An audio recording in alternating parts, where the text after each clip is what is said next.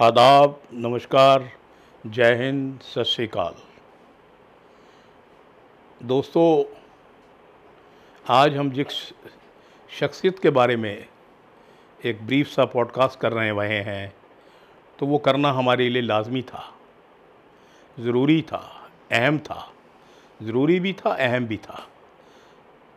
हमारा चैनल 2.5-3 साल से चल ही रहा है कह सकते हैं। अभी तक तो कल की अल्लाह जाने रब जाने।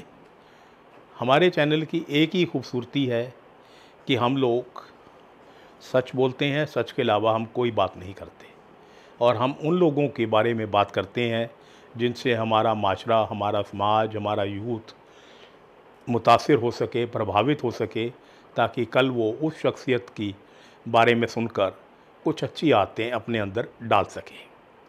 ये हमारा मकसद है चैनल का ब्रीफली। अब आज जिस शख्सियत के बारे में बात कर रहे हैं उनका नाम है अशोक खेमका साहब। सारी हैरान होंगे कि इतनी कौन है ये बंदा। अशोक खेमका साहब एक आईएएस ऑफिसर थे, हरियाणा के, बंगाल में पैदा हुए थे। अभी पिछले महीने ही रिटायरमेंट हुई है। तो अगर आदमी नौकरी में आया है तो रिटायरमेंट लाजमी सी बात है। तो इसमें उनके बारे में ये वक्त बर्बाद करने की क्या ज़रूरत पड़ी है हमें? बहुत बड़ी ज़रूरत है सर। हिंदुस्तान का ये दूसरा आईएएस ऑफिसर है जिसने 32 साल की नौकरी में जिसकी 57 ट्रांसफ़र्स हुई हैं, 57 बदलियां हुई हैं कैरियर में। इनसे एक और थे ऊपर, प्रदीप साहब, उनकी इनसे ज़्यादा हुई हैं, इनकी 57 हुई हैं। अब किसी एक गवर्नमेंट मुलाजिम की बदलियां 2 वजह से होती हैं, बहुत ज़्यादा। एक तो वो बंदा नाकाबिल है, लायक नहीं है, ही इज़ ए डफर, तब वो डिपार्टमेंट बदली से बदली करता रहता है। लेकिन सिविल सर्विसेज में जहाँ तक हम जानते हैं, नालायक लोग, अगर वो नालायक हो कोई भी, तो उसकी बहुत फ्रीक्वेंटली बदलियाँ होती रहें तो उसको ज़बरदस्ती रिटायर कर दिया जाता है। तो वो उस कैटेगरी से बाहर निकल गए, नालायक की कैटेगरी से, खेमका साहब। तो फिर उतनी बदलियाँ क्यों हुई उनकी? उनकी बदलियाँ इसलिए की गई, कांग्रेस सरकार ने भी की, खट्टर सरकार ने भी की। वो किस लिए कि हरियाणा कैडर के थे, मैंने पता 91 बैच के थे। Additional chief secretary transport government of Haryana retire हुए हैं पिछले महीने। उनके बारे में ये कहा जाता है कि उनसे ईमानदार, उनसे ऑनेस्ट, वो ऐसी इंटेग्रिटी वाला, ऐसा कैपेबल आईएएस ऑफिसर हरियाणा में आज तक शायद नहीं आया। उसका प्रूफ ये होता है कि ये शायद 10 की बात रही होएगी, 2010 की।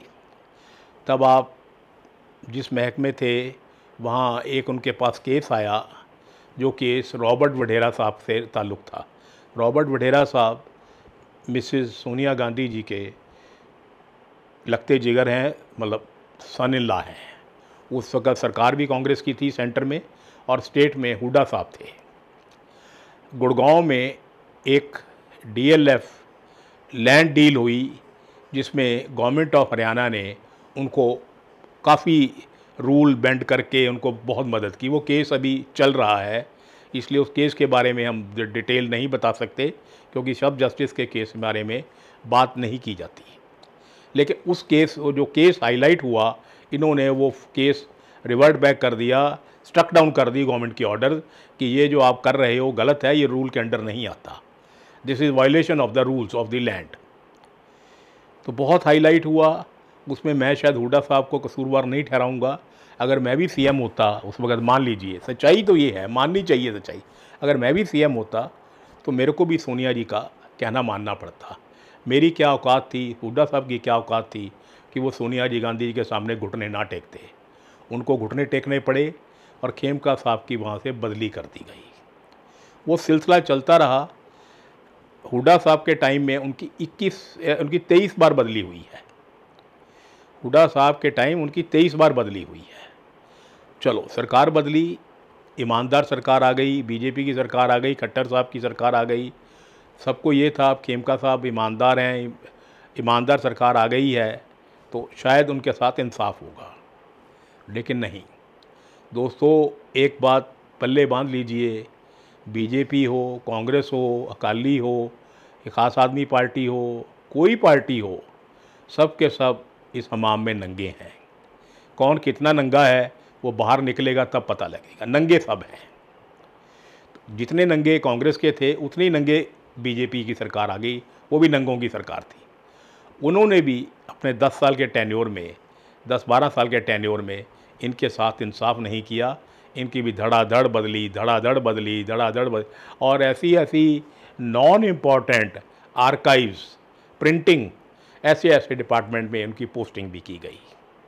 एक बार तो ये दफ्तर जा रहे थे, रास्ते में इनसे इनकी ऑफिशियल कार भी ले ली गई थी।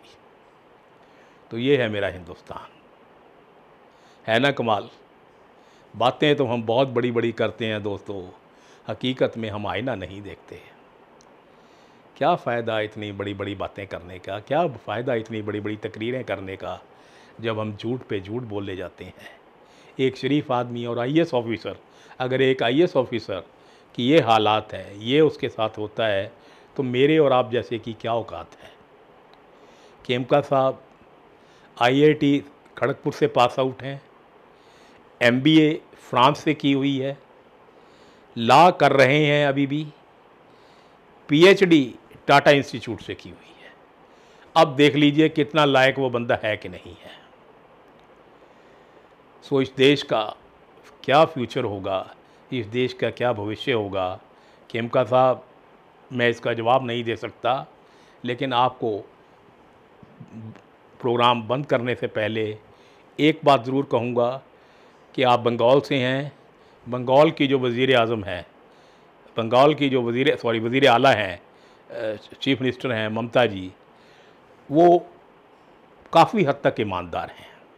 पूरा ईमानदार कोई नहीं हो सकता, क्योंकि ईमानदारी is a relative term, but by and large she is honest lady.